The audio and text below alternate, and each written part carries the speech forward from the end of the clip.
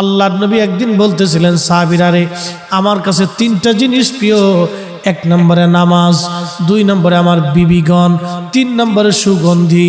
এক নম্বরে নামাজ আমি নবীর কাছে প্রিয়, সালাত আমি নবীর কাছে প্রিয়, নামাজ আমি নবীর কাছে প্রিয়। সারা রজনী জেগে জেগে নবী নামাজ পড়তেন, নামাজ পড়তে পড়তে পা ফুলে যাইতো।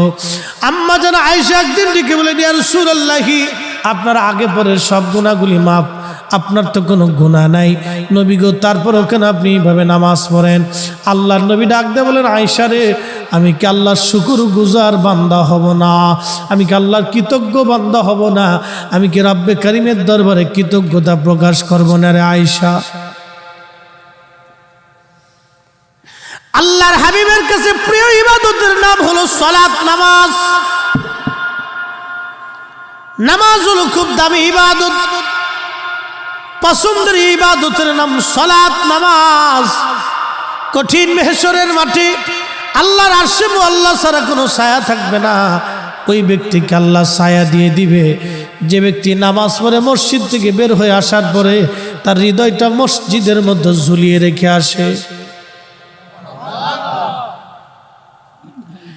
যে ব্যক্তি মসজিদ থেকে নামাজ পড়ে বের হয়ে আসার পরে তার হৃদয়টা মসজিদের মধ্যে ঝুলিয়ে রেখে আসে, অর্থাৎ নামাজ পড়ে বের হয়ে আসার পরে আবার অন্তরটা নামাজের জন্য উদগ্রীব থাকে, কখন আবার নামাজে যাব।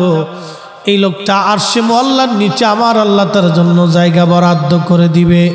একবার জোরে বলা যাবে কি সুবহানাল্লাহ? আল্লাহর নবী বলেন, উম্মত কিয়ামতের আলামত ৭২টা। প্রথম নম্বর আলামত হলো আমাতুস সালাহ, আমার উম্মত নামাজ মেরে ফেলবে, উম্মত নামাজ ছেড়ে দিবে, নামাজ ভুলে যাবে, নামাজ পড়তে যাবে না, নামাজ ছেড়ে দিবে। উম্মত নামাজ ভুলে যাবে, নামাজ, সালাত, সালাত, সালাত। বুনিয়াল ইসলাম আলা খামসিন শাহাদাতি আল্লা ইলাহা ইল্লাল্লাহু ওয়াহদাহু লা শারীকা লাহু ওয়া আশহাদু আন্না মুহাম্মাদান আবদুহু ওয়া রাসূলুহু ওয়া ইকামিস সালাতি ওয়া ইতাইজ যাকাত ওয়াল হজ্জি ওয়াস সাওমি রমাদান। নবীজি বললেন, ইসলামের বেনা হলো 5টা, স্তম্ভ হলো 5টা। প্রথম নম্বরে কালেমা, তাওহীদের সাক্ষ্য এবং রিসালাতের সাক্ষ্য। 2 নম্বর হলো সালাত। তাওহীদ ও রিসালাতের সাক্ষ্যের পরে সবচেয়ে বড় ইবাদতের নাম হলো সালাত, নামাজ, নামাজ, নামাজ। উম্মত নামাজ ছেড়ে দিবে, নামাজ ছেড়ে দিবে, সালাত। উম্মত নামাজ ছেড়ে দিবে, ওয়ামাতুস সালাহ, উম্মত নামাজ মেরে ফেলে। সফল কাম হতে হলে আল্লাযীনা ইউমিনুনা বিল গায়ব ওয়া ইউকিমুনাস সালাহ। আপনি যদি সফল কাম হতে চান তাহলে আল্লাহ সর্বপ্রথম কোরআনে বলছেন গায়েবের উপর ঈমান আনবে, এরপরে ওয়া ইউকিমুনাস সালাহ, নামাজ প্রতিষ্ঠিত করবে। নামাজ, সালাত, সালাত, নামাজ প্রতিষ্ঠিত করবে উম্মত, সালাত, নামাজ, নামাজ, নামাজ। কোন ব্যক্তি যদি সঠিক মতো নামাজ পড়ে, কিয়ামতের মাহশরের কঠিন দিনে আল্লাহ সর্বপ্রথম জিজ্ঞেস করবে, বান্দা নামাজের হিসাব দিয়ে যাও। যখন আল্লাহর বান্দা নামাজের হিসাব কষে দিবে, বাকি হিসাবগুলি আল্লাহ আর তাকাবেন না, আল্লাহ ক্ষমা করে দিবে। না হয় না, আরো জোরে বলেন সুবহানাল্লাহ। শুকরিয়ার মুসলমান, সালাতের হিসাব যখন বান্দা বুঝাই দিবে, আল্লাহ পাক আর কোনো হিসাব দেখবে না, সঙ্গে সঙ্গে রব্বে কারীম মাফ করে দিবে। হা হা, সালাত, নামাজ বড় দামি ইবাদত, নামাজ, নামাজ বড় দামি ইবাদত, নামাজ, সালাত। আল্লাহর নবী বলেন, উম্মত আমার কাছে সর্বপ্রথম প্রিয় হলো সালাত, এরপরে প্রিয় হলো আমার বিবিগণ, আমাদের স্ত্রীগণ, আমার স্ত্রীগণ। আল্লাহর নবীর 11 জন বিবি ছিল, আমাদের 11 জন আম্মাজান ছিল। মতান্তরে 14 জন আম্মাজান ছিল, আমাদের 11 জন মা জননী ছিল। আল্লাহ কোরআনে বললেন, আন-নাবিয়্যু আউলা বিল মুমিনিনা মিন আনফুসিহিম, আমার নবী মুমিনদের জানের চাইতে অধিক প্রিয়। একবার জোরে বলবেন কি সুবহানাল্লাহ? মুমিনের জানের চাইতে নবী প্রিয়, এটা আমরার কথা না আল্লাহর কথা? আল্লাহর কালামে বুঝি পরিবর্তন, সংযোজন, বিয়োজন এগুলি সিস্টেম আছে না? কি বলে? নাই তো। আন-নাবিয়্যু আউলা বিল মুমিনিনা মিন আনফুসিহিম, মুমিনের জীবনের চাইতে বেশি প্রিয় হলো নবী। সুবহানাল্লাহ হবে। মুমিনের জীবনের চাইতে বেশি প্রিয় হলো নবী, নবী নবী নবী। ওয়াজওয়াজুহুম মাহাতুহু, আর আমার নবীর বিবিগণ হলো মুমিনের মা। জোরে বলবেন কি মারহাবা। মুমিনের মা, নবীর বিবিগণ আমাদের মা, আমাদের মা, আমাদের মা, আমাদের মা, মা মা।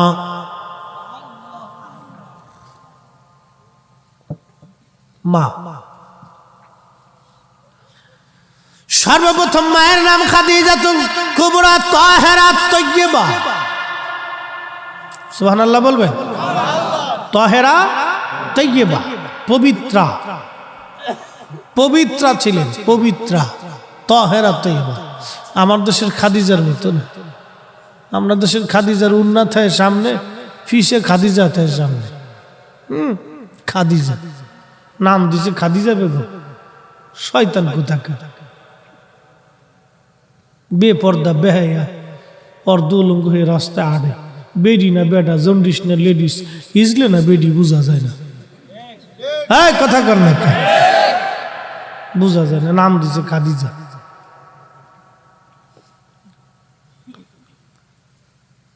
বাপের কা আব্বা ফ্যান কিনে দাও, বাবা ফ্যান কিনে দাও, দিছে ফ্যান কিনে। ওই বাপ হলো বড় হিজলে।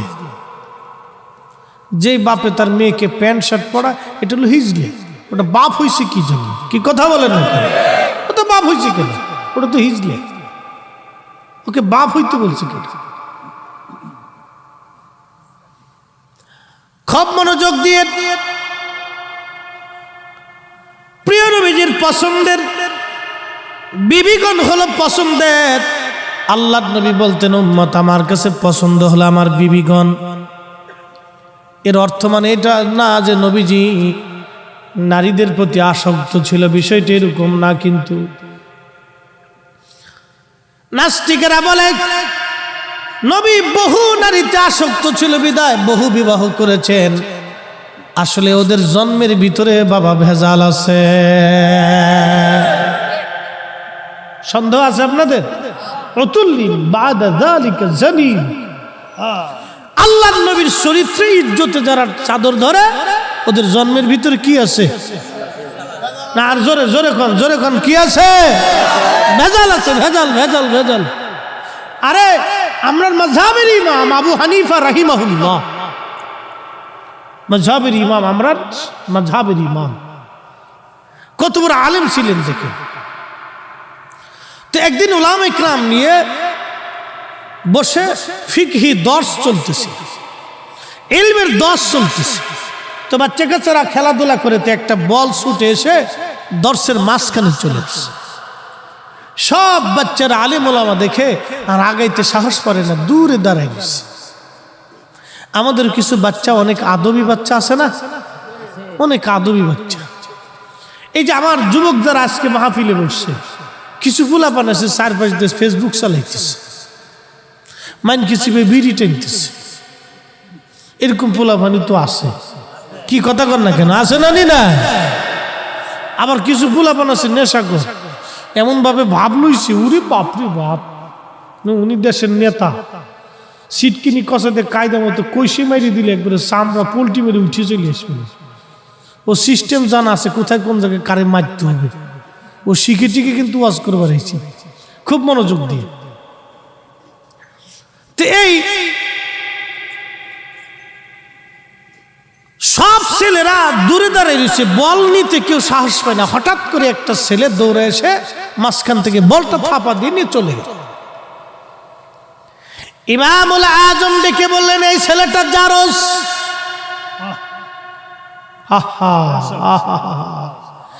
এই ছেলেটা জারস। উলামা ইকরাম বলেন, হুজুর কি বললেন আপনি? ছেলেটা কেন জারস হলো?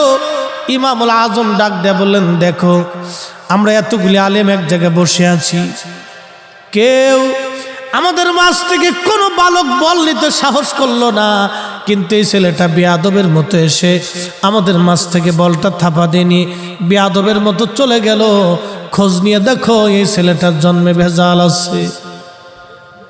হায় হায় হায়, ওলামা একরাম খোঁজ নিয়ে দেখলো সত্যি এই ছেলেটা একটা পতিতার সন্তান, তার জন্মের ভিতরে ভেজাল। আল্লাহর ওলিদের কথা কখনো মিথ্যা হতে পারে না, কথা বলেন ঠিক কিনা?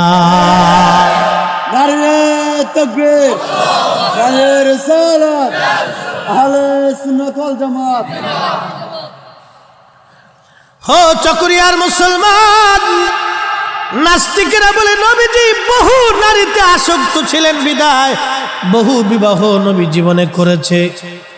না না না, আমার নবী বহু নারীতে আসক্ত ছিলেন না। আমার নবীর একজন বিবি ছিল, নাম হযরত আম্মা জান সাউদা রাদিয়াল্লাহু আনহা। তিনি একজন বৃদ্ধা নারী ছিলেন, একেবারে বয়স্ক নারী ছিলেন। আম্মাজান আয়েশার জন্য যেমন একটা রাত বরাদ্দ ছিল, আম্মাজান সাউদার জন্য নবী আর একটা রাত বরাদ্দ করতেন। একবার জোরে বলা যাবে কি মারহাবা? একজন বৃদ্ধা নারীর কাছে একজন পুরুষের কি পাওয়ার আছে বলুন তো? একজন বুড়ি, যে নারী বৃদ্ধা হয়ে গেছে, চামড়া পর্যন্ত ঘুষিয়ে গেছে, এই নারীর কাছে একজন পুরুষ 40 বছরের একজন পুরুষ কি আশা করতে পারে বলেন তো? বলুন না। 50 বছরের একজন পুরুষ একজন বৃদ্ধা 70 বছরের বৃদ্ধা নারীর কাছে কি আশা করবে বলেন তো? কিন্তু তারপরেও আল্লাহর নবী আম্মাজান আয়েশার জন্য যেমন রাত বরাদ্দ, আম্মাজান সাউদার জন্য তেমন বরাদ্দ ছিল। রাসূল করিম উম্মতকে শিখিয়েছেন, উম্মত তোমার যদি দুইটি স্ত্রী থাকে, দুইজন বিবি থাকে, দুইজন বিবিকে যদি তুমি সমান চোখে না দেখো, দুইজন স্ত্রীর সাথে যদি সমান আচরণ তুমি না করো, দুইজন বিবির মধ্যে যদি ইনসাফ তুমি কায়েম না করো, তাহলে ওই উম্মতকে কিয়ামতের ময়দানে আল্লাহ রাব্বে করিম প্রতিবন্ধী করে ল্যাংড়া খুরা বুবা বানাইয়া প্রতিবন্ধী বানাইয়া কিয়ামতের ময়দানে তার উঠানো হবে। আহা, কি কঠিন শাস্তি, একটু চিন্তা করুন তো। কোটি কোটি মানুষ দেখবে এটা ল্যাংড়া কানা খোরা, কারণ তার দুইটা স্ত্রী ছিলেন, সে সমানভাবে দেখে নাই, একটারে ভালো ভালো খাবার দিছে আর একটারে মারতে ধরে। এরকম বাংলাদেশে বহু আছে, কি কথা বলেন না কেন? আছে না? বহু আছে, বহু পুরুষ আছে দুইটি স্ত্রী বিয়ে করছে, এক স্ত্রীর খোঁজ নেয়। আর একটা সুন্দর এটি খালি ঘুরে, এগুলোর ফাইলে কায়দা মতো বাটাম সালাম দিয়ে দিত দরকার। এগুলোর হলো বাটাম সালাম দিতে হবে, নগদে বাটাম সালাম, বাকি ঝুঁকি দিয়ে লাভ নেই। হ্যাঁ, এগুলো নগদ বাটাম সালাম। বুঝতে পারছেন? ইসলাম এমন চমৎকার জীবন ব্যবস্থা। হযরত ওমর রাদিয়াল্লাহু তাআলা বাটাম সালাম দিয়ে দিত। বাটাম বুঝছেন? আমাদের ফরিদপুরের ভাষায় বলে বাটাম, মানে লাঠি চালান। একবারে জাগার উপরে খাড়ার উপরে লাঠি চালান দিয়ে দিলে সব সোজা হয়ে যাবে। প্রকাশ্যে লাঠি চালান, তাও ইসলামিক আইন হলো প্রকাশ্যে লাঠি চালান দিয়ে দাও, সবাই মিলে দেখবে। সেনাবাহিনীর ট্রেনিং কেউ কোনোদিন দিচ্ছেন কিনা জানি না, সেনাবাহিনী যদি একজনের দোষ করে শাস্তি সবার হয়ে যায়। ভুল করবে একজন, সারাক্ষণ এটা চালাইস না বাপ, এটা ভিতরেটা চালাইস না, এটা জ্বালা যন্ত্রণা। হ্যাঁ, আমার দরকার নেই আওয়াজ, এমনি বালা, এটা পলিউশন, বেশি সাউন্ডে স্নায়ুর সমস্যা হয়, ব্রেনে এফেক্ট করে, ঝামেলা আছে। আমরা বক্তাদের ব্রেন পারফেক্ট না থাকলে জ্বালা। এই জন্য আমাদের ঘুম আগে পারফেক্ট হইতে হয়, বিশ্রাম ঠিক থাকতে হয়, নাহলে ওয়াজ ডাইনেরটা বামে চলে যাবে, বামেরটা ডাইনে, পিছনেরটা সামনে, উপরেরটা নিচে যাবে, কোনো ওয়াজের তালের ঠিক থাকে না। বুঝতে পারছেন? এইটা খুব পারফেক্ট জিনিস, এটা ঠিক থাকতে হবে। খলিফাতুল মুসলিমিন হযরত ওমর বাটাম চালান মারতেন,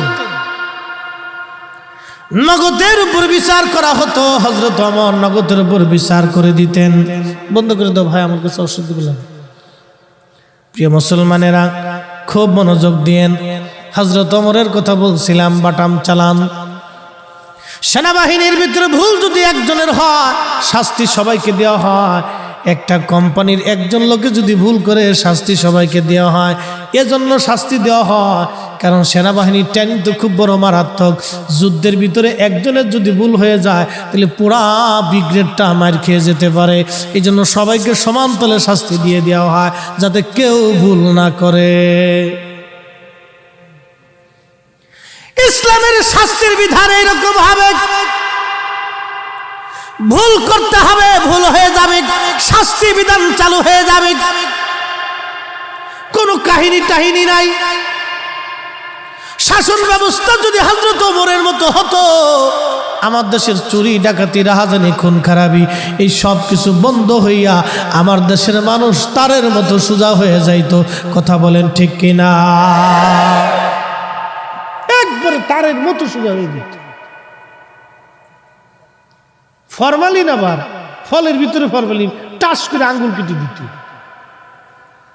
সক্রিয়ার বাজারে কেউ যদি মনে করেন যে ফলের ভিতরে ফরমালিন দিয়ে দিবে, বিরিয়ানির ভিতরে বিষ মেরে দিবে, যে কি কয় আপনার নতুন নতুন বিরিয়ানি আছে না, আজকে এই পত্রিকায় দেখলাম ওই ঢাকার এক হাজি বিরিয়ানি না কি বিরিয়ানি কয়, হ্যাঁ, দোকানের ভিতরে পচা গোস্ত দিয়ে দিছে, বাস বাটাম চালান দিয়ে দিচ্ছে, 1 বছরের কারাদণ্ড। হ্যাঁ, এরকম ধরে বসান দিয়ে দিত। হাজি বিরিয়ানির ভিতরে মেরে দিচ্ছে। এরকম বহু বিরিয়ানি আছে খাবারের ভিতর বিষ মেরে দিতেছে। আবার জানেন কি জানেন, গরু গোস্তের বদলে কুত্তার গোস্ত দিয়েছে। আমার ঢাকাতে 8 মাস পর্যন্ত এক দোকান বন্ধ ছিল। 8 মাস। আরে মানুষ নাকি? আরে কুত্তার চাইতে মানুষ নিকৃষ্ট হয়ে গেছে। কথা বলেন ঠিক না বেটি? আরে মানুষ তো কুকুরের চাইতে নিকৃষ্ট হয়ে গেছে। আরে কুত্তার ভিতরে 3 সাপ আছে। মানুষ মানুষকে বিষ খাওয়ায়, মানুষ মানুষকে কুত্তার গোস্ত খাওয়ায়, মানুষ মানুষকে মরা মুরগি খাওয়ায় দেয়। বড় বড় হোটেলগুলিতে ওই ঢাকা শহরে মরা মুরগি নিতে নিতে অনেক মুরগি মরে যায়, এগুলি কম দামে পাওয়া যায়, এগুলি নিয়ে সালান মেরে বাস মুরগি মেরে দিতেছে, খা। এই আমার দেশের ধনীরা এগুলো পোড়ায় পোড়ায় খাইতেছে। আর কি মজা, খা খা, গিরিল বাজতেছে, হ্যাঁ, খা, পুরাই পুরাই খাওয়াচ্ছে, খা, কদ্দুর বরস, খা, জম্মের খাওয়া, খা। ওটা আমরা কচু শাক খেলি ভালো আছি রে ভাই, কি কথা কর না কা? যদি কচু শাক খাই তাও ভালো আছি। ওই মরাটা পাইছি না বাগে। আমি জীবনে হোটেলে না মুরগি সুরগি দিস না, এগুলো আমরা খাইতাম না। প্রয়োজন আমার একটা ডিম ভেজে দিই তাও ভালো। বেহুদে হুদে টে আমি পাবলিকের টেকা নষ্ট করে, অনেকে জোরাজোরি করে কি হুজুর খায় না, না না দরকার নেই, তোমার টেকা নষ্ট করার দরকার নেই। তোমার টাকা তোমার পকেটে থাকে, আমি বালা জিনিস খাই দিই বালা। হ্যাঁ ভাইরা আমার, খুব মনোযোগ দিয়ে, এই অবস্থা আমাদের সমাজে আজ চলতেছে। রন্দে রন্দে ভেজাল, রন্দে রন্দে সমস্যা, রন্দে রন্দে প্রবলেম। আহা, সেই দিন কোথায় চলে গেল? হযরত ওমরের জীবনের একটা কথা আপনাদেরকে শোনাই, না কষ্ট হবে আপনাদের? আহা, হযরত ওমরের জমানাতে একদিন হযরত ওমর বসে আছেন, কত বড় পার্লামেন্ট। হযরত ওমরের পার্লামেন্টের নাম মসজিদে নববী। বারান্দা ছিল মাটির ধুলার তক্তের উপরে বসে থাকতেন। ধুলার তক্ত। হযরত ওমরকে খোঁজার জন্য রোমান থেকে একজন দূত আসছে। একদিন হযরত ওমর গাছের ছায়ার নিচে হাতের ডানার উপরে মাথা রেখে ঘুমাইতেছিলেন। রোম থেকে দূত আসছে খোঁজার জন্য। সে ভাবছে মুসলিমদের খেলাফতে বিরাট বড়, মনে হয় বড় বড় বিল্ডিং হবে, আলিশান প্রাসাদ হবে। রোমের দূত এসে খুঁজে, তোমাদের বাদশার খলিফার প্রাসাদ কোন দিকে? মুসলমানরা হাসে আর কয়, না, আমাদের বাদশার কোনো প্রাসাদ নাই। একবার জোরে জোরে বলা যাবে কি মারহাবা। এই জন্য আল্লাহ নবী বলতেন, ফালাইকুম বিসুন্নতি, তোমরা আমার আদর্শ মানবে, আমার পরে আরেকটা আদর্শ দুনিয়ার মধ্যে তোমরা মেনে চলবে। ওয়া সুন্নাতিল খুলাফায়ে রাশিদিনাল মাহদিন, আমার খোলাফায়ে রাশিদিনের আদর্শ তোমরা মেনে চলবে। একবার জোরে বলা যাবে কি মারহাবা। তেলের গাড়ি তেলে চলে, হাওয়ার গাড়ি হাওয়ায় চলে, বিনা তেলে চালাই গাড়ি, নবী সুলাইমান আমরা সেই মুসলমান, আমরা সেই মুসলমান। এ বাপ, ইউরোপে যাবেন তো, আমেরিকায় যাবেন তো, যায় দেখবেন ওদের অধিকাংশ জন্মের ঠিক নেই। ঠিক তো বললেন, কিন্তু আমি বুঝাইতেছি আপনার, বিয়ে হওয়ার আগে বাচ্চা জন্ম হয়, নাম দিছে গার্লফ্রেন্ড আর বয়ফ্রেন্ড, আমি নাম দিছি কুত্তা ফ্রেন্ড। কি তোরা হাসস কে? তোরা যে হাইসে দিলি, আমি তো কক্সবাজার থেকে আজকে ঘুরে আইছি, তো ঘুরে আসার পরে ওখানে যায় দিছে বহুত কুত্তা ফ্রেন্ড আছে। ঠিক আসতে কলিকা জোরে খ। আমি সমুদ্র সৈকত থেকে আজকে ঘুরে আইছি, পোলাপানের জ্বালা মাসিনে খালি খুঁজাকে একটু সমুদ্রে যাবো, চল যায়। তো যাই দেখি যে বহুত কুত্তা ফ্রেন্ড ঘুরতেছে, কুত্তা ফ্রেন্ড। কুত্তা ফ্রেন্ড তো বুঝছিস, বয়ফ্রেন্ড আর গার্লফ্রেন্ড, এটার নাম দিচ্ছি কুত্তা ফ্রেন্ড। এরকম যদি কেউ বলে তাহলে বুঝবি যে ওইটা শেষ হয়ে গেছে। ওই মেয়ে বিয়ে করাচ্ছে তো সারা জীবন ওইভাবে করে থাকবি। তুই ওই মেয়ে বিয়ে করলে তোর জীবন শেষ হয়ে যাবে, তোর জিন্দেগি শেষ হয়ে যাবে, তোর মাথার থেকে পা পর্যন্ত পুরোটাই শেষ হয়ে যাবে। আল্লাহর নবী বলছেন, উম্মত তুমি তাকওয়াবান নারী দেখে বিয়ে করো, পরহেজগার নারী দেখে বিয়ে করো। ও কালা হোক, ও কালো হোক, মিসমিসে কালো হোক, যদি পরহেজগার হয়ে থাকে আল্লাহর কসম এটাই তোমার জন্য জান্নাত হবে। কথা বলেন ঠিক না বেটে? খুব মনোযোগ দিয়ে। তেহেদের দেশে হলো বয়ফ্রেন্ড আর গার্লফ্রেন্ড, ও বিয়ে হওয়ার আগে বাচ্চা হয়ে যায়। কি হয়?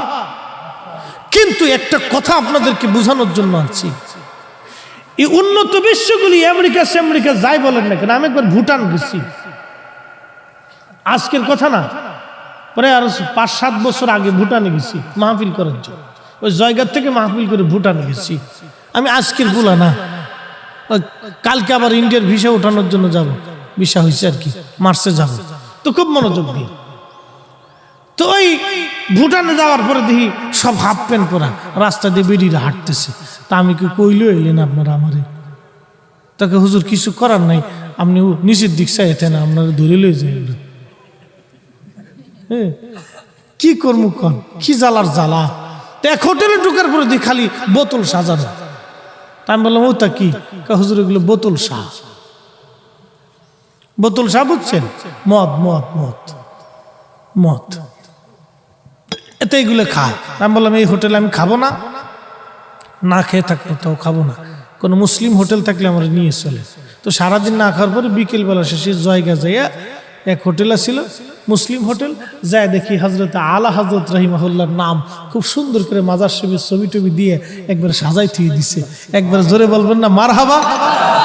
একবারে কাপটা শুনবি, দেখে কলিজাটা ভরে গেল। বললাম, হ্যাঁ ওনার কাছে খাইতেই। পরে উনি গরুর গোশত দিয়ে আমার খুব সুন্দর করে খাওয়াইছে। ওখানে যায় দেখি আলা হজরত, এই জোরে কর না মারহাবা। ওখানেও যায় দেখছি মানুষের হৃদয়টাকে তিনি এভাবেই জয় করেছিলেন। আরে রসুলের গোলাম যারা হয়ে যায়, কুল মাখলুক তার গোলামি করে। কি কথা বলেন ঠিক কিনা? কুল মাখলুক তার হয়ে যায়। প্রিয় মুহতারাম উপস্থিতি, খুব মনোযোগ। এই ইউরোপের মানুষগুলি বিয়ে হওয়ার আগেই বাচ্চা হয়ে যায়। এখন আমার প্রশ্ন, এই ছেলেরা বড় হয়ে গেল, তাদেরকে কি লেখাপড়া দেওয়া হয় যে আমার বাংলাদেশে মুসলমানের ঘরে জন্ম নিয়া বিরিয়ানির ভিতরে পচা গোশত দেয়, মুসলমানের ঘরে জন্ম নিয়া আমার দেশে বিরিয়ানির ভিতরে সেই মেডিসিন মেরে দেয়, যা খাইলে বিরিয়ানি স্বাদ হবে কিন্তু ক্যান্সারের রোগ হবে, কিডনি পচে যাবে, লিভার নষ্ট হয়ে যাবে, ব্লাড ক্যান্সার হবে, এমন তারপরে ফরমালিন ফলের মধ্যে মেরে দেয়। আমার দেশের মুসলমানের ঘরে জন্ম নিয়ে মালে কম দেয়, কিন্তু ইউরোপে জন্ম হয়ে গেল আগে, বিয়ে হওয়ার আগে জন্ম হয়ে গেল, বাপের কোনো ঠিকানা নাই, পিতৃ পরিচয় নাই, কিন্তু মালের মধ্যে ভেজাল দেয় না, খাবারে বিষ দেয় না, মালে কম দেয় না, মানুষ ঠকায় না। ওদেরকে কি শিখানো হলো আর আমরা কি শিখলাম? এবার বলেন তো, বলেন এবার। আপনি জানতো সারা ইউরোপে ঘুরেন তো, সারা ইউরোপ ঘুরে না, একটা ঠকবাজ লোক পাবেন না। যত সিটার খালি বাঙালির ভিতরে যান, সারা ইউরোপ ঘুরেন, ওদের ভিতরে একটা সিটারও পাবেন। যা বলবে পারফেক্ট, গুলি মিস হবে, কথা মিস হবে না। অথচ মায়ের বাপের কোনো জন্মের ঠিক নেই। জান, এই যে যায় দেখেন এবার হলো কি আমাদের দেশে, হলো কি আমরা শিক্ষা ব্যবস্থা ছোট কাল থেকে আমরা মানুষ বানাইতে পারি না। আর একটা ছোট্ট বাচ্চার বই দিয়ে দিছে 10টা, ওই বই বাচ্চা না নিতে পারে বাচ্চার মায় কান্দে করে যায়। কি কথা কর না কেন? কেবল নার্সারিতে পড়ে ওই বই 10টা বই দিছে, ও কান্দে করে নিতে না পারিয়ে ও মায় কান্দে করে নিয়ে যায়। কি শিখাইলো 10টা? ওই সময় 10টা বই পড়ার বয়স। ওকে ওই সময় শিখাইতে হবে নীতি, আদর্শ, কিভাবে মানুষের সাথে কথা বলতে হয়, কিভাবে চরিত্র গঠন করতে হয়, মিথ্যা বলা যাবে না, খেলাধুলা, সুন্দর পরিবেশ, সালাম কালাম, আদব লেহাজ, এগুলো শিখিতে হবে বাচ্চারা। ওর 10টা বই দিয়ে দিচ্ছে মাথার ভিতরে। কোন ভূতে চাপাইছে এগুলোর মাথার ভিতরে আল্লাহ জানে। ছোটকালে আমরা তো খালি বাংলা, ইংরেজি, অঙ্ক 3টে শিখছি আর আরবি কোরআন শিখছি। 10টা বই দিয়ে দিচ্ছে। এই বাচ্চা টানতে না পেরে বাচ্চার মায় কান্দি করে যায়। কত বাচ্চা তো শেষ পর্যন্ত ব্রেনের সমস্যাই হয়ে যায়। 10টা বই একটা বাচ্চা কি পড়বে বলেন তো? এই বাচ্চার ব্রেনের ভিতরে এতটুকু একটা ব্রেন, ও এখন খেলাধুলার বয়স, ওর 10টা বই, 5টা 7টা 8টা বই দিয়ে রাখছে। পাগলের যত কারখানা। প্রিয় মুসলমানেরা, আপনি জাপানে খুঁজে দেখেন, ছোট্ট একটা বাচ্চা জাপানে মিথ্যা কথা বলে না। যান খুঁজে দেখেন, ওরা বৌদ্ধ, কেউ আছে নাস্তিক, কোনো ধর্মই মানে না, আবার কেউ আছে অধিকাংশ বৌদ্ধ।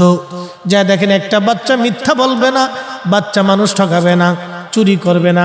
কিন্তু আমার মুসলমানের ঘরে বাচ্চা জন্ম হয়ে গেল, কালেমা কোরআন আজান কালাম দেওয়ার পরও বাচ্চা চুরি করে, কারণটা কি? ছোট্ট কাল থেকে আমরা শিখাইতে ব্যর্থ হয়েছি। আরে রাসূলুল্লাহর আদর্শ আমাদের ভিতরে নাই। আজকে নবীর আদর্শ নিয়ে গেল খ্রিস্টানেরা, নবীর আদর্শ নিয়ে গেল ইউরোপিয়ানরা, নবীর আদর্শ নিয়ে গেল চাইনিজরা। বলে হুজুর কেমন বলতেছেন আপনি? হ্যাঁ, আল্লাহর নবী বলেন উম্মত, ঘরের মধ্যে একটা লাঠি রাখবা, তোমার সন্তানকে নামাজের জন্য পিটাবা। 10 বছর বয়স হয়ে গেলে যদি নামাজ না পড়ে তাহলে লাঠি দিয়ে পিটাবা। আর আদবের জন্য তোমার সন্তানকে লাঠি পিটা করবা, যদি আদবওয়ালা না হয় লাঠি পিটা করবা। পড়ার জন্য ছেলেরে বকি, নামাজের জন্য কোনোদিন বকি নাই। আরে কাজের জন্য ছেলেরে বকি, কিন্তু আদব শেখানোর জন্য কোনোদিন লাঠি পিটা করি নাই। দোষ তো সন্তানের দিয়ে লাভ নাই, দোষ হলো আমাদের। কথা বলেন ঠিক কিনা? আমাদের দোষ।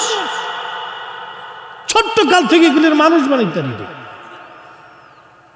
আমাদের দোষ।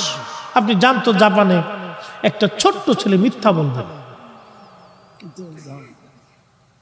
মানুষ ঠকায় না ওরা। কোটি কোটি মানুষ, ওদের পার্সেন্টেজ হিসাব করে দেখবেন 100% 99% মানুষ ঠকায় না। কিন্তু আমরা বাংলাদেশে, ভারতে, পাকিস্তানে কোটি কোটি কোটি কোটি মুসলমান, খালি মুসলমানের ঘুম থেকে উঠে চিন্তা করে বাস দিই। কি কথা কর না কেন? এই অবস্থা আমাদের দেশে। অথচ হাজার হাজার ওয়াজ হইতেছে, হাজার হাজার ওয়াজ, ওয়াজেরও শেষ নেই। প্রত্যেক জুমাতে হুজুররা ওয়াজ করতেছে, তারপরও মানুষের বুঝ আসে। কেন জানেন? ছোট্ট কাল থেকে মায়ের কোল থেকে বাচ্চা শিখে আসে, বিসমিল্লাহ শিক্ষা দিতে পারি। এই জন্য আল্লাহর নবী উম্মতকে শিখাইলেন, উম্মত, ওই ছেলেটা আরশে মুআল্লার নিচে তার জায়গা বরাদ্দ হয়ে যাবে যে ছেলেটা ছোট্টকাল থেকে নামাজে কালামে ইবাদতে বড় হয়ে ওঠে। একবার জোরে বলা যাবে কি মারহাবা?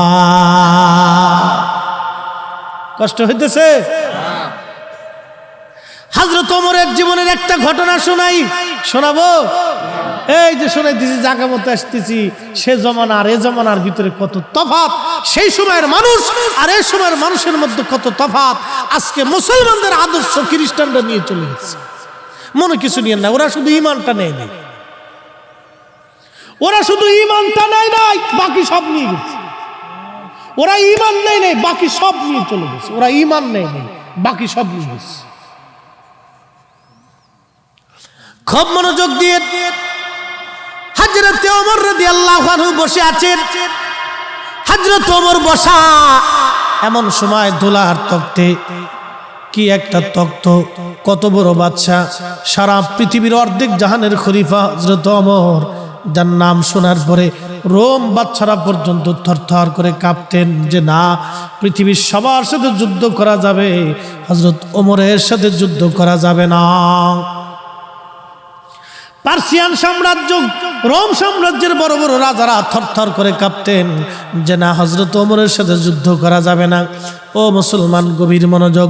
তার একটা বাদশাহী পার্লামেন্ট ছিল, এই পার্লামেন্টের নাম মসজিদে নববী।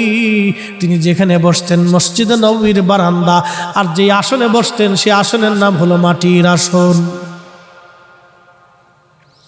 ধুলার তক্তে চড়ে সারা পৃথিবী শাসন করেছে, ধুলার তক্তে চড়ে সারা পৃথিবী শাসন করেছে। একবার জোরে বলা যাবে কি সুবহানাল্লাহ। হযরত ওমর রাদিয়াল্লাহু আনহু বসে আছেন, লোকের একটা ছেলেকে ধরে নিয়ে আসছে, একটা ছেলে, একটা যুবক ছেলেকে ধরে নিয়ে আসছে। ও যুবক বন্ধুরা, কথাগুলি ভালো করে শুনে যাবেন। লোকের একটা যুবক ছেলেকে ধরে নিয়ে আসছে। যুবক ছেলেকে ধরে নিয়ে আসার পরে হযরত ওমর জিজ্ঞেস করলেন, এ লোকেরা, তোমরা এই যুবক ছেলেটাকে কেন ধরে আনছো? লোকেরা বলল, হুজুর, সে আমাদের বৃদ্ধ বাবাকে হত্যা করেছে, এই জন্য আমরা তো ওমরের দরবারে নিয়ে আসছি। আল্লাহর ফয়সালা অনুযায়ী আমরা বিচার চাই, সে আমাদের বাবাকে হত্যা করেছে, আপনার আদালতে নিয়ে আসছি। হযরত ওমর রাদিয়াল্লাহু আনহু বলেন, যুবক, তুমি কি তাদের বৃদ্ধ বাবাকে মেরে ফেলছো? ওই ছেলেটি বলল, হ্যাঁ খলিফাতুল মুসলিমিন, আমি তাদের বৃদ্ধ বাবাকে মেরে ফেলছি। কেন মারছো? বলে, হুজুর, আমার একটা উট ছিল, উটের একটা বাচ্চা ছিল, এই বাচ্চাটা খুবই সুন্দর, আমি আমার উটের বাচ্চাটাকে খুব আদর করতাম। এই উটের বাচ্চাটা খেলাধুলা করতে করতে এই বৃদ্ধের খেজুর বাগানে যাওয়ার কারণে বৃদ্ধ একটা পাথর মেরে আমার উটের বাচ্চার চোখ বের করে দিয়েছে। আমি সহ্য করতে না পেরে আমি একটা পাথর হাতে নিয়ে বৃদ্ধের মাথা বরাবর মেরেছিলাম। আমি ইচ্ছা করে মারি নাই, তাকে শাস্তি দেওয়ার জন্য আমি পাথর মেরেছিলাম রাগান্বিত অবস্থায়, কিন্তু পাথরটা মাথায় আঘাত করার কারণে বৃদ্ধ সহ্য করতে না পেরে সে মারা যায়। হযরত ওমর বললেন, যুবক, তুমি ইচ্ছা করেই মারো আর অনিচ্ছা করেই মারো, হত্যা তোমার দ্বারা সংগঠিত হয়েছে, আল্লাহর ফয়সালা অনুযায়ী আমি তোমাকে মৃত্যুদণ্ড দেব। ছেলেটি বলল, হুজুর, আল্লাহর ফয়সালার কাছে মাথা পেতে দিলাম, আল্লাহর ফয়সালার কাছে মাথা পেতে দিলাম, কিন্তু আমাকে 3টা দিনের জন্য আমাকে দয়া করে জামিন দিয়ে দেন, আমাকে 3টা দিনের জন্য জামিন দেন। হযরত ওমর বললেন, যুবক, তুমি জামিন দিয়ে কি করবে? বলে, হুজুর, আমার বাবা ইন্তেকাল করার আগে আমার ছোট ভাইয়ের জন্য কিছু সোনা দানা টাকা পয়সা আমার কাছে আমানত দিয়ে যায়। আমিরুল মুমিনিন, আমি ওই সোনা দানা টাকা পয়সাগুলি সুন্দর করে মাটির মধ্যে পুঁতে সিন্ধুকে ভরে রেখে দিয়েছি, আমি ছাড়া পৃথিবীর আর কেউ জানে না।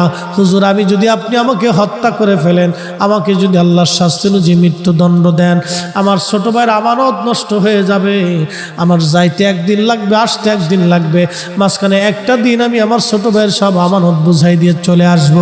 হুজুর, আমার আব্বাজান ইন্তেকালের সময় আমার কাছে আমার ছোট ভাইয়ের আমানত আমার আব্বাজান দিয়ে গিয়েছিলেন, আমার জন্য আব্বা বরাদ্দ করেছিলেন, ভাইয়ের জন্য করেছিলেন।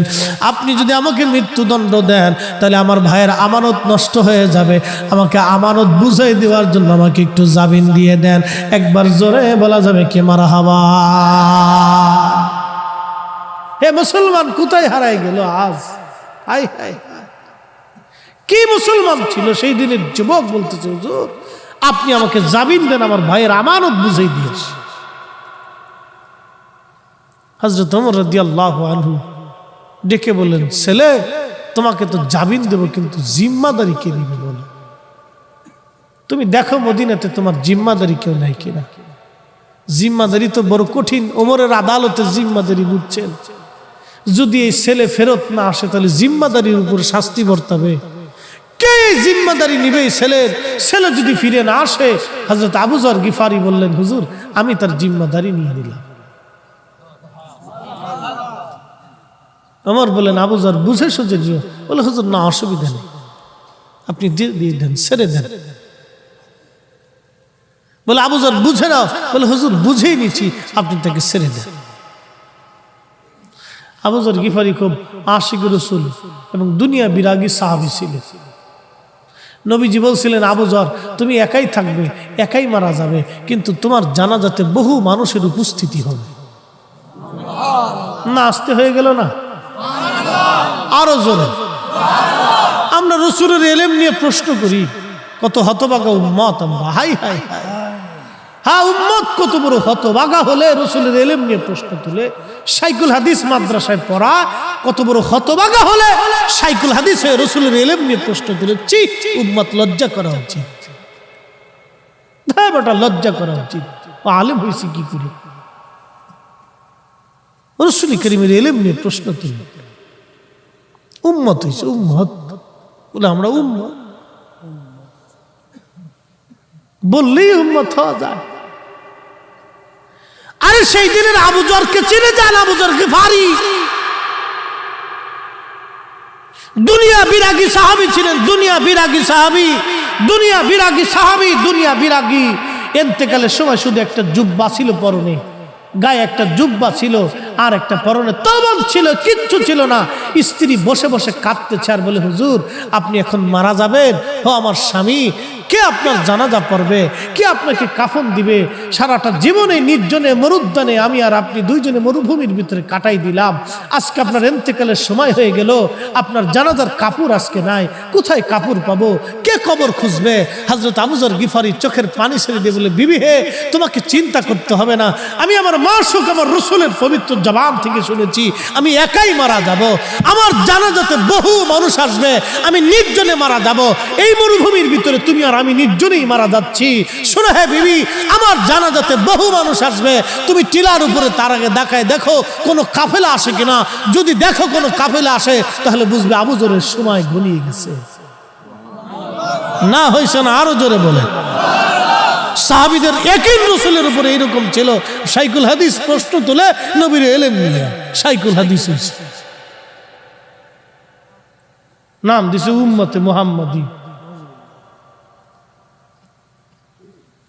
কলিজার ভিতরে আল্লাহর প্রতিও একটু ভয় নাই যে কি হবে মেহেশরে?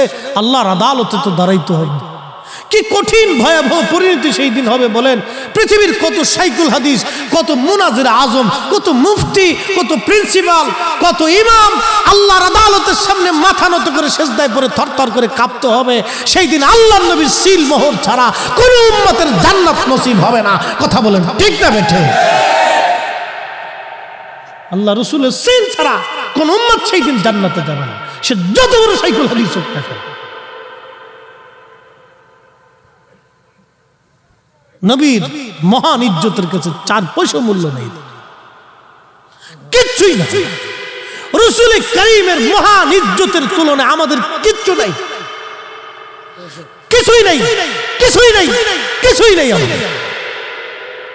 না আমি শাইখুল হাদিস, তুমি শাইখুল হাদিস তাতে কি হয়েছে বেটা? রাসূল কারীমের জুতা মোবারকের সাথে যে ধুলা লেগেছিল, এই ধুলার সাথে ধুলা, ধুলার সাথে ধুলা, তারও কোটি বিলিয়ন কোটি ভাগ করার পরে একটা ছোট্ট অনু অংশ এক পাল্লায় দিলে, তোমার আমার মতো কোটি কোটি বক্তার শাইখুল হাদিস উম্মত আর এক পাল্লায় দিলে নবীর কদম মোবারকের ধুলার ওজনের সমান হবে না। কথা বলুন ঠিক না বেঠিক? উম্মতের একই নেভাবে হতে হবে আবু যর গিফারিদের মতো। হযরত আবু যর গিফারি রাদিয়াল্লাহু আনহুর বিবি টিলার উপরে তাকায় দেখলেন একটা বণিক দল আসে। নেমে এসে বললেন, স্বামী আমার একটা বণিক দল আসতেছে। আবু যর বললেন, বিবি রে সময় আমার শেষ, রাসূল বলেছে আমার জানাজায় বহু মানুষ আসবে। সুবহানাল্লাহ, কি হবে? রাসূল বলেছে আমার জানাজায় বহু মানুষ আসবে, অতএব আজকে এখনই আমার সময় বিদায়ের পালা এসে গেছে। বিবি ক্ষমা করে দিও। সারাটা জীবন তুমি আমার সঙ্গে নিঃস্ব নিঃসম্বলে একাকী নির্জনে কাটাইছো, খেয়ে না খেয়ে দুইজনে আমি কাটিয়েছি। আহা, রাসূলের দুনিয়া বিরাগী সাহাবী ছিলেন হযরত আবু যর রাদিয়াল্লাহু আনহু। দুনিয়া বিরাগী একজন সাহাবী ছিলেন। ইন্তেকালের সময় তার কাফনের কাপড় দেওয়ার মতো কিচ্ছু ছিল না। সাহাবীদের জীবনের দিকে তাকাইলে, আমাদের দিকে তাকাইলে সাতা মুসলমানই মনে হয়। সাহাবায়ে কেরামের জীবনের দিকে তাকে, আমাদের জীবনের দিকে তাকাইলে মুসলমানই মনে হয় না। নিজেকে মনেই হয় না যে মুসলমানের কাতারে আছি। সারাটা জীবন নির্জনে কাটিয়ে দিলেন রাসূল কারীমের সাহাবী। কতটা কলিজার ভিতরে ইয়াকিন রাসূলের প্রতি, নবী বলেছে তাই হবে। রাসূল কারীমের প্রতি সাহাবীর ইয়াকিন কি ছিল? রাসূল বলেছে সেটাই হবে। আমরা সেই নবীর ইলম নিয়ে প্রশ্ন তুলি, নাম দিছি বিরাট বড় মুনাজারে আযাম। এটা মুনাজারে আযাম। হাবিবে কিবরিয়া হুজুর করিম সাল্লাল্লাহু আলাইহি ওয়াসাল্লাম বলেছেন, ওই বণিক দলের যিনি প্রধান ছিলেন তিনি হযরত আব্দুল্লাহ ইবনে মাসউদ রাদিয়াল্লাহু আনহু, দুনিয়ার সবচেয়ে বড় মুফতি। ওই বণিক দল নিয়ে তিনি ওই রাস্তা দিয়ে যাচ্ছিলেন, দেখলেন হযরত আবু যর গিফারি মৃত্যু সজ্জায় আসলেন। আবু যর মারা গেল, উনার সুন্দর কাফন দাফনের ব্যবস্থা করে কবর খনন করে বিরাট বড় বণিক দল নিয়ে হযরত আব্দুল্লাহ ইবনে মাসউদের ইমামতিতে আবু যর গিফারির জানাজার নামাজ হয়ে গেল। নবী যা বলেছিলেন তাই হয়েছে, একটা শব্দ মিথ্যা হয় নাই। একবার জোরে বলা যাবে কি ইয়া রাসূলুল্লাহ? তাকবীর, নারে রিসালাত, শাহেনশাহ মদিনা। কি করে বুঝাবো আপনাকে বলেন তো? এই জন্য আল্লাহ বলছেন আমিনু, ঈমান আনো কামা আমানান নাস। আমার নবীর সাহাবীরা যেইভাবে ঈমান আনছে তোমরা সেভাবে আনো। সেভাবে ঈমান আনো। আমার রাসূলের সাহাবীরা যেইভাবে ঈমান আনছে তোমরা সেভাবে ঈমান আনো। ক্বালু, সেদিন মূর্খরা, মুনাফিকেরা, কুফাররা বলেছিল নুমিনু কামা আমানাস সুফাহা, আমরা কে নির্বোধদের মতো ঈমান আনবো। সেই দিন হযরত বেলালকে নির্বোধ বলেছিল, ওয়াসাল কারনিকে নির্বোধ বলেছিল, সুমাইয়াকে নির্বোধ বলেছিল, খাব্বাবকে নির্বোধ বলেছিল, গরিব গরিব মুহাজির আনসার সাহাবীদেরকে তারা নির্বোধ বলেছিল। আল্লাহ তার কঠোর জবাব দিয়ে বলেছিলেন তার রাব্বে করিমের ভাষায়, আলা সাবধান, ইন্নাহুম হুমুস সুফাহা, তোরা যারা আমার নবী সাহাবীদেরকে নির্বোধ বলতেছিস, তোরা নির্বোধ, তোরা নির্বোধ। আজকেও যারা রাসূল কারীমের সাহাবায়ে কেরামকে গালি দেয় ওরাও নির্বোধ, ওরাও নির্বোধ। কথা বলেন ঠিক না বেটে? প্রিয় মুসলমান, খুব সাবধান। হ্যাঁ ভাইরা আমার, হযরত ওমর বললেন আবু যর বুঝবেন? বলে হ্যাঁ বুঝেছি। চলে গেল যুবক, 3 দিন পরে ফিরে আসবে। আসরের নামাজের পরে হযরত ওমর বসে আছেন, বাদীরা বসা। আসামি আসবে, আসবে কিনা, কে আসবে, কখন আসবে? আবু যর গিফারি আসামির কাঠগড়ায় দাঁড়ানো। হযরত ওমর বললেন, আবু যর, তোমার আসামি কি ফিরে আসবে? আবু যর বললেন, হ্যাঁ, সন্ধ্যা ঘনিয়ে আসার আগে আমার মন বলে যুবক ফিরে আসবে। তখন সাহাবায়ে কেরাম কেঁদে ফেললেন, ও বাদীরা, মামলা উঠাও। হযরত ওমর এমন একজন বিচারক, চুল পরিমাণ ডানবাম হবে না তার বিচারে। পৃথিবী উল্টে যাবে কিন্তু ওমরের বিচার কখনো ভুল হবে না। পৃথিবী ধ্বংস হয়ে যাবে কিন্তু হযরত ওমর স্বজনপ্রীতি করবে না। শোনো, একটা যুবকের জন্য নবীর আজকে দামি সাহাবী আজকে মারা যাবে। নবী একটা যুবকের জন্য আল্লাহর নবীর একজন দামি সাহাবী আজ মারা যাবে। না না না, তোমরা মামলা উঠায় নাও। বাদীরা বলল, না, বাবার হত্যার ফয়সালা টানতে আসছি, আমরা ফয়সালা ছাড়া ফিরে যাব না, আমরা ফিরে যাব না। হ্যাঁ, চকরিয়ার মুসলমান, চকরিয়াবাসী, সেই দিন কিছুক্ষণ পরে সূর্য ডুবে যায়। লালিমা বর্ণ ধারণ হয়ে গেছে, একেবারে কুসুমের মতো, ডিমের কুসুমের মতো লালিমা হয়ে গেল। এমন সময় যুবক হাঁপাইতে হাঁপাইতে দৌড়েছে, সবার সামনে সালাম দিলেন, আসসালামু আলাইকুম রহমতুল্লাহ, আমিরুল মুমিনিন, আমি ফিরে এসেছি আমার ভাইয়ের আমানত রক্ষা করে। আপনি আপনার হাত আল্লাহর বিধান কার্যকর করতে পারেন। হযরত আবু যর, 3 দিন আপনাকে কষ্ট দিয়েছি, ক্ষমা করে দিবেন। আজকে 3 দিন আপনি ব্যতিব্যস্ত ছিলেন আমার জন্য চিন্তায়, আমি আমার ভাইয়ের হক আদায় করে আমি ফিরে চলে আসলাম। পুরা দরবার তখন শান্ত, কোনো শব্দ নাই। হযরত ওমরের চোখ বেয়ে বেয়ে পানি পড়তে লাগলো। এমন একটা ভালো ছেলে আজ মারা যাবে। আল্লাহ পাক বাদীদের হৃদয়ের ভিতরে তখন দয়া সৃষ্টি করে দিলেন। বাদীরা ডাক দিয়ে বলল, আমিরুল মুমিনিন, যেই ছেলেটা তার ভাইয়ের হক আদায় করার জন্য হযরত ওমরের মৃত্যুর কাঠগড়া থেকে ফিরে বাড়ি পর্যন্ত যাওয়ার পরে আবার ওমরের মৃত্যুর কাঠগড়ায় ফিরে আসতে পারে, এই ছেলেটা আমাদের বাবাকে ইচ্ছা করে মারে নাই, ও বড় আমানতদার, সে ভুলবশত হত্যা হয়ে গেছে হুজুর। আমরা এই মামলা উত্থাপন করলাম, এই আসামির প্রতি আমাদের আর কোনো মামলা নাই, আমরা তাকে ক্ষমা করে দিলাম। আমিরুল মুমিনিন হযরত ওমর যাতে তাকে ক্ষমা করে দেয়। হযরত ওমর হেসে দিয়ে বললেন, যাও, বাদীরা যখন ক্ষমা করে দিয়েছে ওমরের কাঠগড়া থেকে, আমি তাকে নিষ্কৃতি খালাস করে দিলাম। একবার জোরে বলা যাবে কি মারহাবা, সালাতুন ইয়া রাসূলুল্লাহ,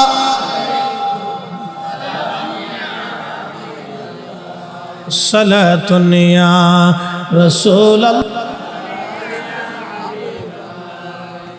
খবর লয়া রাসূলুল্লাহ, খবর লও মেরে মাওলা মেরে আকা, খবর লও সালাতুন ইয়া রাসূলুল্লাহ আলাইকুম, সালামুন ইয়া হাবিবাল্লাহ আলাইকুম।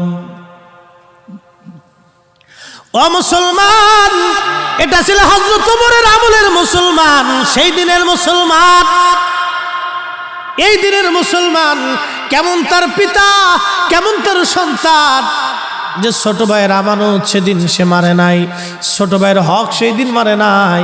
আমরাও মুসলমান, তারাও মুসলমান, আমরাও মুসলমান, তারাও মুসলমান, আমরাও মুসলমান, তারাও মুসলমান। আজকে আমাদের হলো কি, বড় ভাই ছোট ভাই মারামারি হয়, ঝগড়া হয়, কিলিকিলি হয়, গুতাগুতি হয়, মামলা হামলা হয়, কোর্ট আদালত হয়, জমি জমা নিয়ে ঝগড়া ফাসাদ হয়, অথচ 100 টাকা নিয়ে যাওয়ার সুযোগ নেই, 100 টাকা নিয়ে যাওয়ার সুযোগ নেই। জমি জমা নিয়ে খুন খারাপি হয়, মারামারি হয়, কাটাকাটি হয়। হো চকরিয়ার মুসলমান, কাকে ওয়াজ শোনাবো? রন্দে রন্দে সমস্যা। আল্লাহ আল্লাহ, যারা ওয়াজ শুনে, যারা ওয়াজ শুনে না বাজান, যাদের ভিতরে ভেজাল আছে অধিকাংশই তারা ওয়াজ শুনে না, ওয়াজে তারা আসে না, ওয়াজে তারা বসে না। কি কথা বলেন, ঠিক না বেঠে? নেশাখোর, সোর বাটপার, সিটার বাটপার মাহফিলে আসে না। কি কথা কর? সিটার বাটপার এগুলি মাহফিলে আসেও না, বসেও না। তেমন ওয়াজ শোনাবো কারে বলেন তো? এরকম 2-4টা সিটার বাটপার যদি এসে বসতো, তাহলে এখানে বুঝাইছো যে আমরা একটু পথে আনতে পারতাম, ঠিক কিনা? সিটার বাটপার এগুলি আসে না, ওরা চিন্তা করে আমরা তো এমনি সিটে, ভালো জায়গা আমরা যাওয়ার দরকার নেই, এই জন্য আসে না। মনে কিছু নিয়েন না, আমার কথা যাহা বলি সুস্পষ্ট বলার চেষ্টা করি, বাকি ঝুঁকি করে লাভ নেই। চকরিয়ার মুসলমান মাইকের আওয়াজ বহু দূরে যায়, এই এলাকার ভিতরে হাজার হাজার মুসলমান, সবাই কিন্তু আজকে আসলো না। সবাই যদি আসতো তাহলে অবশ্যই আজকে এখান থেকে কিছু নিয়ে তারা বাড়ি পর্যন্ত যেতে পারত। বাজান হো, সেদিনের মুসলমান কি দামি মুসলমান ছিল। হযরত ওমরের কথা বললাম, একটা ছোট্ট ঘটনা থেকে আপনাদেরকে বুঝাইলাম সেদিনের মুসলমান কত দামি মুসলমান ছিল। ও ভাইরা আমার, আল্লাহর নবী বলেন, উম্মত আমার কাছে 3টা জিনিস প্রিয়। 1 নম্বরে নামাজ, 2 নম্বরে আমার বিবিগণ, 3 নম্বর সুগন্ধি। একবার জোরে কন্যা মারহাবা। 2 নম্বরে বিবিগণ, তাহলে স্ত্রীদের সঙ্গে কি আচরণ ভালো হবে না খারাপ হবে? কেমন ভালো হবে জানেননি? আল্লাহর নবী বলেন, উম্মত তোমার স্ত্রীর সঙ্গে যদি তোমার ঝগড়া হয় তাহলে কথা বন্ধ করে দাও, তারপরও যদি না হয় তাহলে বিছানার সজ্জা আলাদা করে দাও, যদি তারপরেও তোমার স্ত্রী সোজা না হয় তাহলে এর মুরব্বীদেরকে ডেকে নিয়ে এসে একটা সমাধান করে ফেলাও। ধাপ 3টে, তারপর গায়ে হাত দেওয়া যাবে না। প্রথম নাম্বার, কথা বন্ধ করো। যদি তোমার স্ত্রী তারপরেও সোজা না হয় তারপরে তুমি তার সাথে বিছানা আলাদা করে দাও, যদি তারপরে সোজা না হয় মুরব্বীদেরকে ডেকে ঢুকে এনে ঝামেলা পাকা, অর্থাৎ ঝামেলা মীমাংসা করে দাও, তারপরেও ঝামেলা করবে না। যদি তারপরেও মারতে হয় এরপর একটা তুলার লাঠি বানাইয়া তোমার স্ত্রীর গায়ে ফিরাইবা। তুলার লাঠি আইসে তো দিলে একদিন তুলার লাঠিতে ফিটিয়ে দেখছেন কি মজা লাগে। বউ দেখবেন গরুর গোস্ত রাখতে খাওয়াই দিচ্ছে, যাক পাওয়া গেছে একটা তুলার লাঠি। আর ইসলাম কত সুন্দর জীবন ব্যবস্থা। স্ত্রীর গায়ে হাত দিতে নবী কেন নিষেধ করলেন জানেন কি? বিবিরা, মেয়েরা আমাদের অধীনস্থ, আল্লাহ তাদেরকে আমাদের অধীনস্থ করে দিয়েছেন। হা হা, স্ত্রীদেরকে আল্লাহ আমাদের অধীনস্থ করে দিয়েছেন। তারা আমাদের অধীনস্থ, আমাদের চোখের আনন্দ দেয়, মনের আনন্দ দেয়, আমাদের জীবনের আনন্দ দেয়, আমাদের সুখে দুঃখে ডানে সামনে পিছনে থাকে। কি কথা বলেন না কেন, ঠিক কিনা?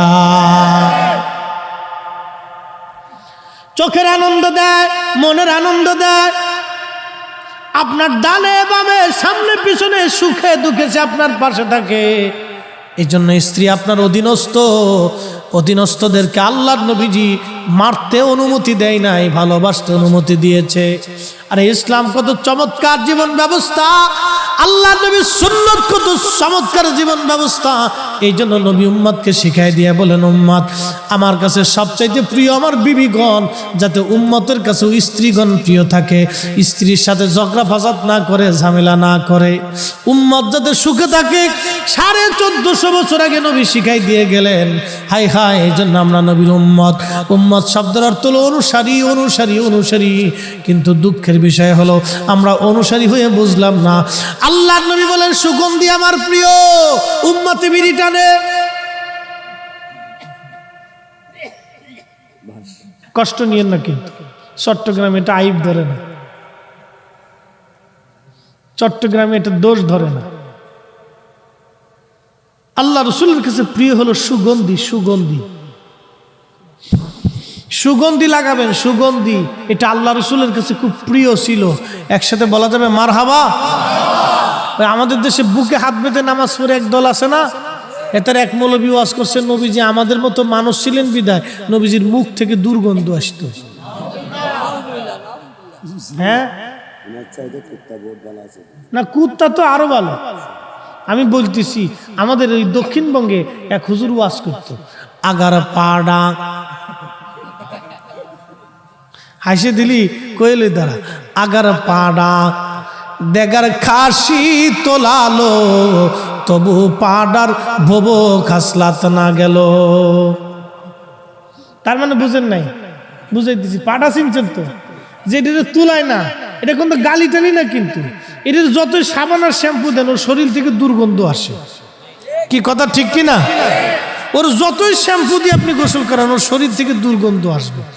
আর ওর যত তুলান, বিসি ফেলাই দেন না কেন, ওই পাড়ার যে বিসি আছে এটা ফেলানোর পরে দেখবেন যে আগে যে এটা ভোবো খাসলা ছিল, চরিত্র আসছিল এরকম বদ চরিত্র, এই বদ চরিত্র নাম হলো ইফটিজি। আমার দেশে এরকম কিছু পাড়া পোলাপন আছে, সুন্দরী মেয়ে দেখলে খালি উত্তক্ত করে। কথা কন না, আসে না নি নাই? বাংলাদেশ সরকারের জন্য একটা আইন পাস করছে, একবারে সুন্দর কাজ করছে, বাটাম চালান নগদের উপর। প্রধানমন্ত্রীকে ধন্যবাদ দিতে হয় কাজের জন্য। বাটাম চালান একবারে নগদের উপর। হ্যাঁ ঠিকই তো, বাটাম চালান না দিলে আপনার বোন, আপনার স্ত্রী, আপনার মেয়ে রাস্তা দিয়ে হাঁটবে, ও আসে ফিট চালান দিবে। এটা কি মগের মূল্যক দেশটা? কি 30 লক্ষ মানুষের জীবনের বিনিময়ে এটা স্বাধীন হয়েছে, আমার মেয়ে রাস্তা দিয়ে স্বাধীন মতো চলতে পারবে না, তোর জন্য বাটাম চালান নগদের উপর মেরে দিতে হবে। কি কথা বলেন, ঠিক না বেটে? দেশের যত লুচ্চা আছে সব একবারে তারের মতো সোজা করে দিতে হবে। হযরত ওমরের মতো কাহিনী চলবে, বাকি ঝুঁকি করলে সমস্যা, বাকি ঝুঁকি করলে সমস্যা। খুব মনোযোগ দিয়েন বাপ। এই যে পাড়া, ওর যে বদ চরিত্র ছিল, এই তুলানোর পরে ওর বদ চরিত্র যায় না। তো ভাইজান, বদ আকীদা এমন একটা জিনিস, যত আপনি বুঝান এটা সহজে যায় না। কি কথা কন না কেন? ওরা বলতেছে আল্লাহর নবীর পবিত্র জবান থেকে দুর্গন্ধ আসতো, অথচ চিন্তা করেন আল্লাহর নবীজির প্রস্রাব মোবারকের ভিতর থেকে মিশকের ঘিরান আসতো না। হয়েছে না? আরো জোরে। অথচ একই পানি আমিও পান করলাম, আপনিও করলেন। নবীজির শরীর মোবারকের ঘাম, ঘামের ভিতর থেকে মিশকের ঘিরান আসতো, অথচ আপনি বগলের নিচে একটু সকাল থেকে সন্ধ্যা পর্যন্ত গোসল হবে না। একাধারে 7 দিন পর্যন্ত যদি আপনি গোসল না করেন তাহলে পাড়া পর্যন্ত ফেল হয়ে যাবে। কথা কর, জোরে কর। আমাদের দেশে একদল আছে, কোনটা মোসার কোনটা দাঁড়িয়ে নিজেও জানে না, গাঁজা মাজা খাইয়া 1 বছর পর্যন্ত গোসল করে না, চুল দাঁড়িয়েও ঠিক মতো কাটেও না, চাষেও না, বগল তলাও চাষে না, নাম দিছে আমরা ফকির। ওটা আজাজিল। কি কথা কর না? এটা কি? নামাজ কালাম কিচ্ছু না, এটা আজাজিল, ওটা শয়তান। এটা আজাজিলের চেয়ে নিকৃষ্ট। শয়তান ওরে দেখলে হাসে আর কে, উরে বাপ তুই দে আমার শুধু বড় সিটার। কি ভাব লইছিস যে তুই? দাড়ি বসে এক জায়গায় করে একবারে সামনে একটা পাটলে আপনার সামনে দে টাকা দে, আমি পাগল, দে টাকা দে। ও পাগল, পাগল হলে ঠিক আছে না? কেন টাকাটা চিনিস? ওর ল্যাংটা করে ফিটানোর দরকার। তুই পাগল হইছ, তো টেকা চিনিস কেমনে রে পাগল? আল্লাহর পাগল কি আর টেকার লেগে পাগল রে বেটা? দেশে কত সিটার বাট পারে যে ভরে গেছে ভাই, বইলে শেষ নেই। আহা, আল্লাহ পাক এই সমস্ত ফেতনা থেকে আমাদেরকে বাঁচাক বলে না আমিন। রন্দে রন্দে রন্দে রন্দে ফেতনা ভরে যাচ্ছে আজকে। আরে শরীরে সব জায়গায় ঘা হয়ে গেছে, মলম কয় জায়গা দিবে? সমস্ত শরীর অঙ্গে প্রত্যঙ্গে ঘা জায়গায় জায়গায় হয়ে গেছে, মলম কয় জায়গা দিবে? এই জন্য আপনাদের জন্য একটাই নির্দেশনা, আল্লাহ রাসূল বলেছেন, উম্মত তোমরা কোরআনের পরে আমি নবীর সুন্নাহ মেনে চলবা। যদি মেনে চলো তাহলে তোমার জীবনে শান্তি, কোনো চিন্তা নাই। হ্যাঁ, নবীর সুন্নতকে এই জন্য দাঁত দিয়ে কামড় দিয়ে ধরে রাখতে হবে। সুবহানাল্লাহ বলা যাবে না? একবারে দাঁত দিয়ে কামড় দিয়ে খুব শক্ত মতো ধরে রাখতে হবে, খুব মজবুতের সাথে ধরে রাখতে হবে, শক্ত মতো ধরে থাকতে হবে। আল্লাহ রাসূল বলেছেন, ফিতনা ফাসাদের জামানায় আমি রাসূলের একটা হারিয়ে যাওয়া সুন্নাহকে যদি আমল করতে পারো তো 100 শহীদের সওয়াব তোমার আমল নামে দিয়ে দেওয়া হবে। আসতে কেন রে যুবক, জোরে বল না সুবহানাল্লাহ। চুল তো মেসির মতোই কাটে, নেইমারের মতো কাটে। ফুটবল খেলা নিয়ে এবছর কয়টা মরছে তার হিসেব নেই। একটা কারেন্টের খাম্বায় পতাকা উঠাবার যায়, শেষে কারেন্টে ভাগ্নে যেহেতু আইসো আর মামা বাড়িতে যাওয়ার দরকার নেই, কারেন্টে ধরছে ধরে একবারে জাগার উপর শেষ। ও পতাকা উঠাবার যে ওখানে শেষ হয়ে গেছে। আহা, নিজের কত সুন্দর জীবনটা একটা দেশের পতাকা উঠাইতে যে মরে গেল। খেলা নিয়ে মারামারি করে 2 গ্রুপে মরে গেল। নিজের জীবন কত সুন্দর জীবনটা খেলা নিয়ে মারামারি করে মরে গেল। এই চট্টগ্রামে সেই ব্রাজিল একদিন জিতছে, মাহফিল করে আমি সেই আপনার কি বলে শহরে আরেকটা মাহফিল আসতেছি। ওই খেলার দিন কি আর পোলাপানে যা লাইতে পারি, ওরে বড় মিছিল দিছে, পোলাপান ল্যাংটোয়ে ফলাইতেছে, দিয়ে প্যান্টটারে খুলে হাফ প্যান্ট পরে মাথার উপর দেখলে ঘুরাইতেছে। আমার গাড়ির পিছনে একটা বোম ফুটাইছে। শেষে আমি দেখ, আমি হুজুর মানুষ, মাহফিলে যাবো, তোর একটু সাইড দি। আধা ঘন্টা করে সাইড দিছে। আমি কি তোর দল ঠকবো রে? বদদোয়া করছি, যা তোর দল ঠকবো। আমার আজকে সাইড দিলি না, আধা ঘন্টা পর্যন্ত কষ্ট দিলি রে, তোর দল ঠকবো, যা। যারা ব্রাজিল আছেন তারা মনে মনে খেপছে আমার উপরে। যে হুজুরি লেগে ঠিকই আছে।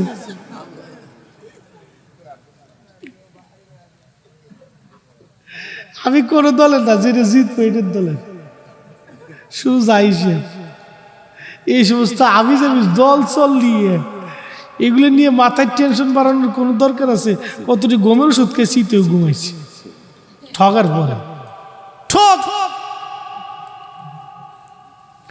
আল্লাহ রাসূল বলে আল মারু আমার হাব্বা, তুমি যারে ভালোবাসো তার সাথে তোমার হাসর নাসর হবে। এই জন্য আমরা আল্লাহর ওলিদেরকে ভালোবাসি। কথা বলেন ঠিক না বেঠে? ওলিদেরকে ভালোবাসি, ওলিদের সাথে আমাদের হাসর নাসর হবে, ওলিদের সাথে আমাদের হাসর নাসর হবে। ও বাবা মুসলমান, খুব মনোযোগ দিয়ে যান। আল্লাহ নবী বলেন 3 নাম্বার আমার কাছে প্রিয় হলো সুগন্ধি। সুগন্ধি আমার কাছে প্রিয়, সুগন্ধি আমার কাছে প্রিয়, সুগন্ধি। এই জন্য আপনারা সুগন্ধি ব্যবহার করবেন। আতর আল্লাহ নবীর কাছে এটা খুব প্রিয়। শুধু সুগন্ধি হলেই হবে না, আপনাকে সবসময় পবিত্র থাকা লাগবে, অজু হালতে থাকা লাগবে, অজু পবিত্রতা অর্জন করা লাগবে আপনার। হযরত আবু বকর বলেন ইয়া রাসূলুল্লাহ, আমার কাছে 3টা জিনিস প্রিয়। নবীজি বললেন কি বলো?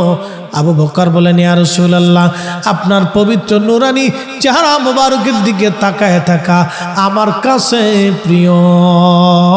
একবার জোরে বলা যাবে কি মারহাবা? আমি জানি প্রেমে পাগল সে তো মদিনা, প্রেমানলে পুরে মরি, প্রেমানলে পুরে মরি, ওহে রব্বানা। আমি জানি প্রেমে পাগল সে তো মদিনা। সালাতুন ইয়া রাসূলুল্লাহ আলাইকুম সালামুন ইয়া, সালাতুন ইয়া রাসূলুল্লাহ আলাইকুম সালামুন ইয়া হাবিবাল্লাহ আলাই। ও ভাইরা আমার, সাহাবায়ে কেরামের আদর্শ আমাদের নিতে হবে, নবীজির আদর্শ নেওয়া লাগবে। এই জন্য যদি শান্তি পেতে চান, আল্লাহর নবীর সুন্নত ছাড়া বিকল্প কোনো রাস্তা নাই। আছে? কোনো রাস্তা নাই। নবীর আদর্শ খুঁটে খুঁটে খুঁটে খুঁটে আমাদের মধ্যে নিতে হবে। আমাদের ছোট ছোট বাচ্চাদেরকে নবীর আদর্শ শিখাইতে হবে, আমাদের মেয়েদেরকে নবীর আদর্শ শিখাইতে হবে, আমাদের স্ত্রীদেরকে নবীর আদর্শ শিখানো লাগবে। এই জন্য আমি আমার যুবক বন্ধুদেরকে বলবো, বন্ধু বিয়ে করার দিন থেকে সুন্নত পালন শুরু হবে। বলে হুজুর কোনটা? বিয়ে করতে যাবেন সুন্নত তরিকায়, বউ নিয়ে আসবেন সুন্নত তরিকায়, বিয়ে হবে সুন্নত তরিকায়। 1 নম্বরে যৌতুক হারাম। যৌতুক কি? চট্টগ্রামে আরাম,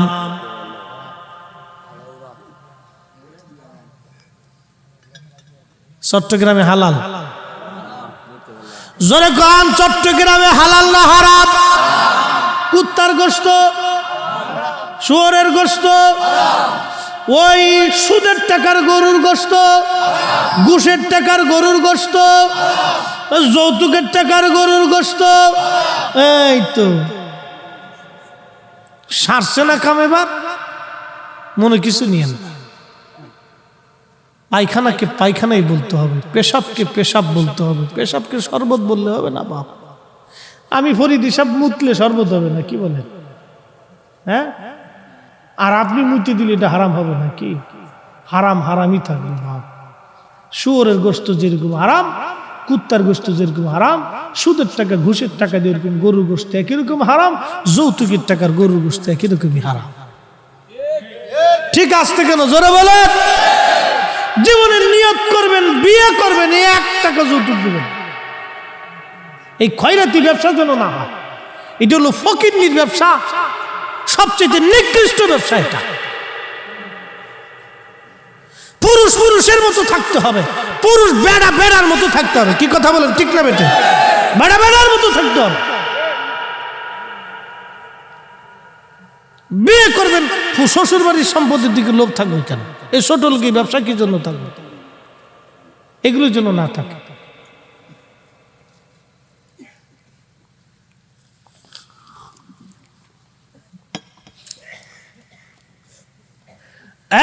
এইগুলি থাকবে না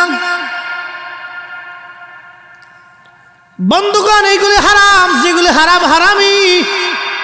এই জন্য বিবাহটা যেন নবীজির সুন্নত তরিকা অনুযায়ী হয়। বিয়েটা যেন মসজিদের মধ্যে পড়ানো হয়। পড়ানোর পরে খেজুর যাতে ছিটানো হয়, খেজুর যাতে সবাইকে দেওয়া হয়। একবার জোরে বলা যাবে কি মারহাবা। সাজাইয়া গুজাইয়া আলকাত্র শুনুন লিপস্টিক মাখাইয়া একবারে আপনার বউডারে সুন্দর করে একবারে অর্ধ উলঙ্গ বানাইয়া একবারে মানুষের দেখাইতে দেখাইতে নিয়ে নারে তাকবীর, হয় না আর জোরে নারে তাকবীর, নারে রিসালাত, আলে সুন্নাতুল জামাত, সভাপতি সাহেবের আগমন, হুজুর কেবলার আগমন, হাশিমি হুজুর কেবলার আগমন, নারে তাকবীর, আল্লামা কাজী সাদিকুর রহমান হাশিমি সাহেবের আগমন, নারে তাকবীর।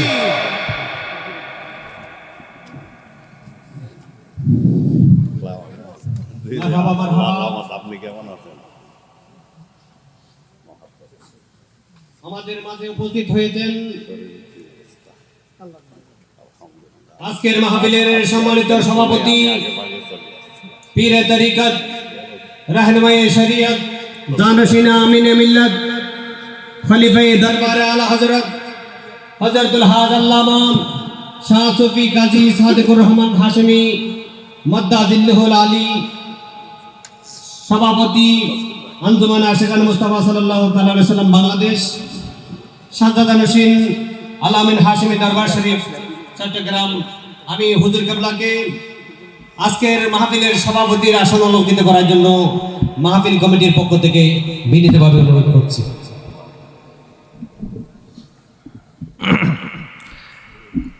আমরা সবাই বলি মারহাবা।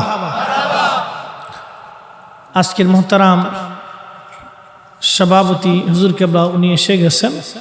আমি দীর্ঘায়িত করে আপনাদেরকে আর কষ্ট দেব না। এত সময় আপনাদেরকে প্রিয় রসুল করিম সুন্নাহের দিকে আপনাদেরকে ডেকেছি। হ্যাঁ বলবো ইনশাআল্লাহ। মোহতারাম উপস্থিতি, আমাদের উদ্দেশ্য এক এবং অভিন্ন। প্রিয় ভাইরা, দুনিয়ার থেকে তো আমাদের আজ অথবা কাল কবরে চলে যাওয়া লাগবে। কথা বলেন ঠিক কিনা? এই জন্য আমি আমার প্রিয় যুবক কলিজার টুকরোদেরকে বলবো, বিসমিল্লাতে জীবন সাজানোর সময় জন্য আপনাদের সুন্নতটা শুরু হয়। আপনার স্ত্রীকে মাথার থেকে পা পর্যন্ত বুরকা পরায় তারপরে নিয়ে আসবে। সারা জীবন সে পর্দার ভিতরে থাকবে, আপনাকে টেনশন করতে হবে না। সে নিজে পর্দা বলি হবে, নিজের সন্তানদেরকে পর্দা বলি বানাবে, নিজের সন্তানকে আদবওয়ালা বানাবে। কি কথা বলেন ঠিক না বেঠিক? যদি করতে পারেন তো কোনোদিন আপনাকে বৃদ্ধাশ্রমে যেতে হবে। আল্লাহু আকবার ওয়ালিল্লাহিল হামদু বিসমিল্লাহির রাহমানির রাহিম।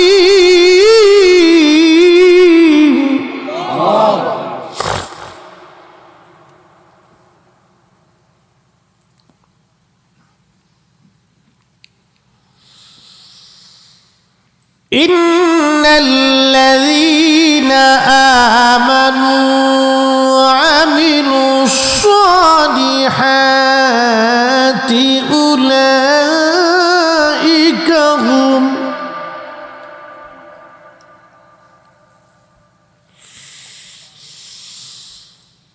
إن الذين آمنوا وعملوا الصالحات أولئك هم خير البرية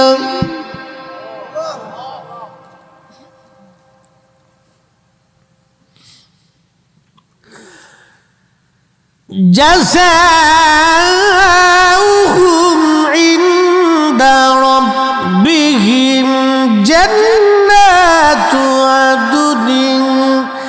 تجري من تحتها الأنهار